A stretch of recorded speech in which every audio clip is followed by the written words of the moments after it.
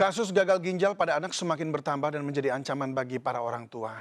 Ironisnya, salah satu pemicu gagal ginjal ini justru diduga berasal dari obat yang mengandung zat berbahaya. Sudah bergabung bersama kami dokter spesialis anak, Dr. Naomi Esternita. Selamat malam, Bu Dokter. Selamat malam, David. Ya, Bu Dokter, tadi sempat mengikuti pernyataan Menteri Kesehatan ya. Ya, Baik, itu tadi disebutkan ada memang etilen glikol dan juga ada DEG ya, diethylene glikol yang kemudian ada dalam kandungan obat sirup, seperti ada 5 tadi disebutkan obat sirupnya. Dari pengalaman Bu Dokter selama ini menerima pasien, pernah menemukan 2 bahan ini sebelumnya? kami tidak artinya kan kalau dokter kan meresepkan obat-obat tentunya yang sudah edar ya. Kita tidak meneliti kandungan obat-obatan itu secara spesifik. Oh, jadi berdasarkan apa waktu itu memberikan resep kepada pasien begitu? Apakah karena berdasarkan pengalaman sebelumnya memang ini obat sudah lama, kan kita tahu ada Thermorex sirup juga dari kecil kita tahu pernah ada gitu. Jadi berdasarkan karena apa biasanya pertimbangannya? Eh, Polyethylene glycol itu adalah suatu pelarut tambahan yang mungkin tidak tercantum di dalam kandungan obat-obatan, tapi Oh, kan yang kita lihat di ingredientsnya adalah zat aktifnya, paracetamol misalnya. Jadi kita tidak melihat baik, baik, kandungan, kita tidak tahu pelarut apa yang dipakai, biasanya tidak tercantum di dalam suatu kemasan obat.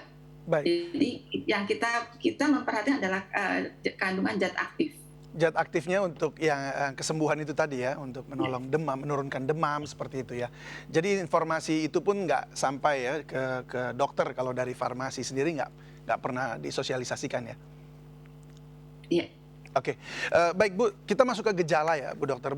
Kalau pada anak itu untuk gejala dini, supaya kita bisa melihat mengantisipasi jangan sampai malah terbiarkan begitu, anak-anak akhirnya keracunan.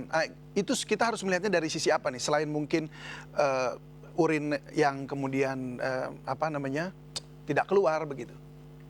Oke, dalam kasus-kasus yang sekarang sedang marak, kita harus pantau ada demam biasanya, anak disertai gejala demam, kemudian juga muntah dan tidak mau makan biasanya anak-anak itu, dan ada dari orang tua juga mengatakan bahwa kencingnya lebih sedikit atau bahkan tidak keluar urin sama sekali. Itu yang sudah lebih parah ya.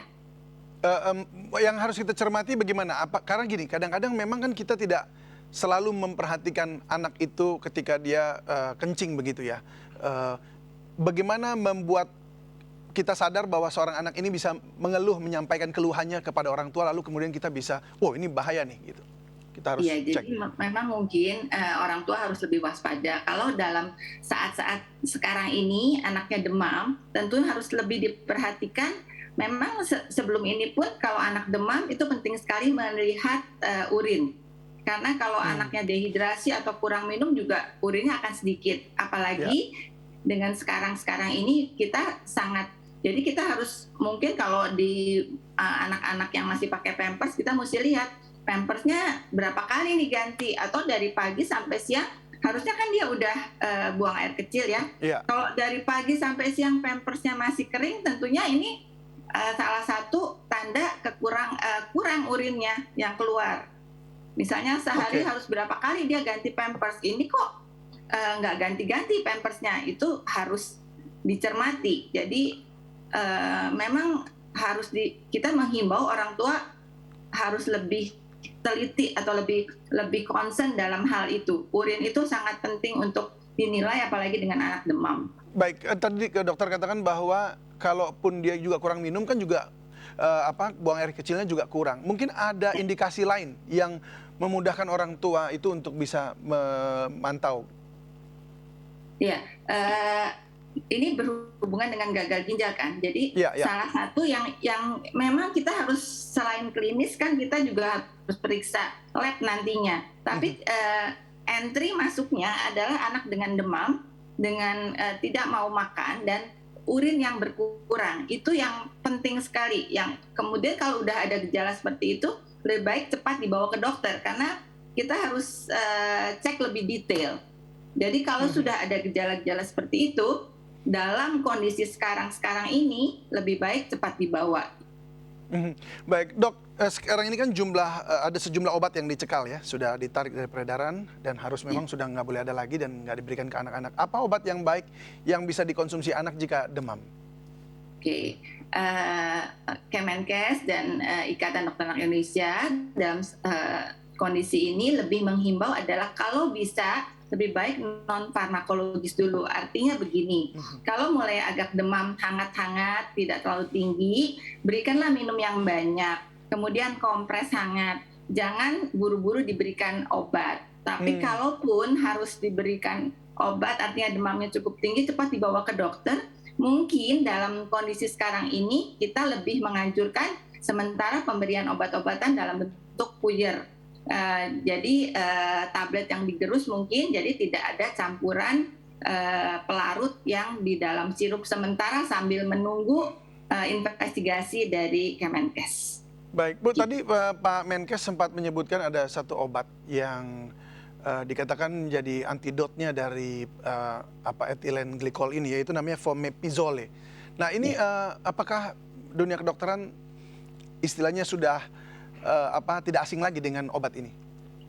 Ini adalah obat baru yang kalau tidak salah juga Pak Menkes akan mengimpor ini dari Singapura ya. Jadi memang baru diberikan untuk antidot seperti ini. Jadi kita memang tidak ada di Indonesia, jadi kita baru dapat dari Singapura. Ya, ini karena juga dalam jumlah terbatas ya. Tadi Pak Menkes bicara ya. Betul-betul. Dan ini juga menjadi pertanyaan juga karena ini kan berupa obat injection ya.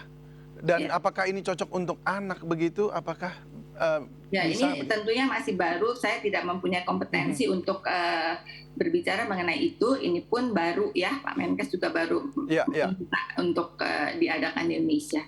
Oke.